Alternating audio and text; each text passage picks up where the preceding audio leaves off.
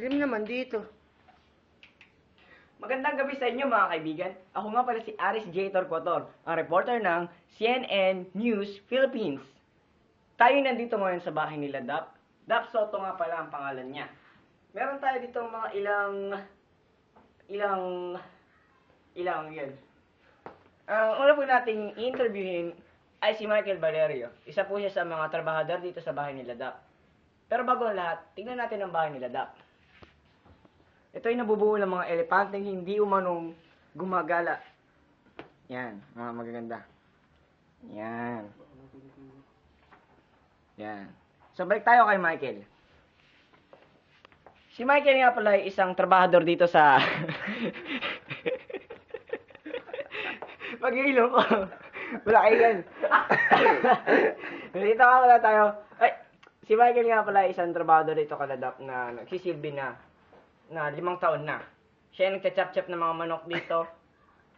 Tanong natin si Michael. Saan ba yung switch?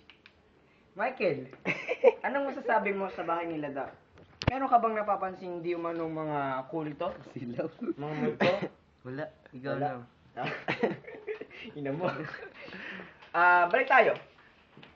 Ngayon naman, papakilala ko sa inyo isa sa pinakamatanda dito sa bahay nila Dap na nagtatrabaho na ng mga 10 years.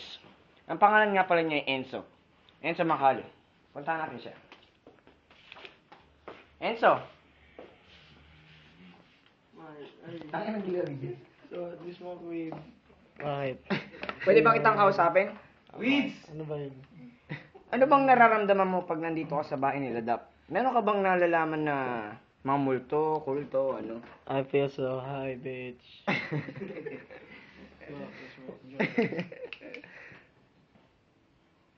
Tarantado to. So, okay. Ngayon, eto na, interviewin na natin ang isa sa pinaka-special na tao dito sa ating place, sa ating scenic place. Tingnan nyo lang, tingnan nyo mabuti. Wala akong makita. Ako rin eh. Huwag kayo maingay. Interviewin na natin si Kevin Pineda.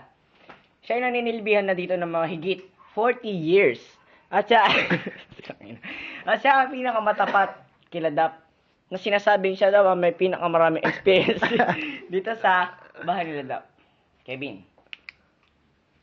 Kevin! Gising! Maaari ka ba namin interviewin? Meron kasi kaming narinig na balita na meron daw mga multong gumagala dito. Ikaw ba'y nakakita na ng multo dito? Wala pa naman po. Tanong niya na lang po sa kanya ulit. Kasi po, hindi ko na po kaya. Ayoko na nga. Ayoko na. Uwi na tayo. Walang kwenta mga tao dito eh.